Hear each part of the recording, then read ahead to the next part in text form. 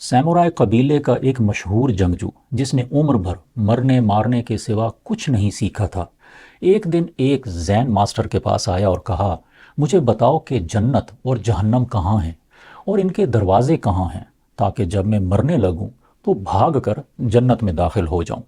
Master نے پوچھا، تم کون ہو؟ وہ بولا، میں سیمورائے جنگجوؤں کا سردار ہوں، بادشاہ بھی میری عزت کرتا ہے۔ ماسٹر نے کہا لگا کر کہا، کیا تم واقعی سردار ہو؟ مجھے تو تم کوئی غریب چرواہے لگتے ہو۔ جنگجو کے غرور کو ٹھیس پہنچی اور وہ طیش میں آ گیا۔ وہ بھول گیا کہ وہ کیوں آیا تھا۔ اس نے اپنی تلوار کھینچی اور ماسٹر کی گردن پر رکھ دی۔ ماسٹر نے مسکرا کر کہا، یہ ہے جہنم کا وہ دروازہ جسے تم اپنے غرور اور غصے سے کھولتے ہو۔ جنگجو کو اپنی غلطی کا احساس ہوا تو اس نے اپنے غصے کو کنٹرول کیا اور تلوار واپس نیام میں رکھ دی۔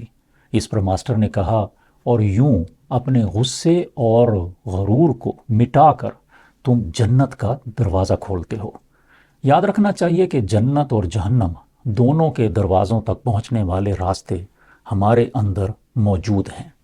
ہمارا غرور، غصہ اور غضب ہمیں جہنم کے دروازے کی طرف لے جاتا ہے، جبکہ عاجزی، رحم دلی جنت کے دروازے کی طرف ہماری رہنمائی کرتے ہیں۔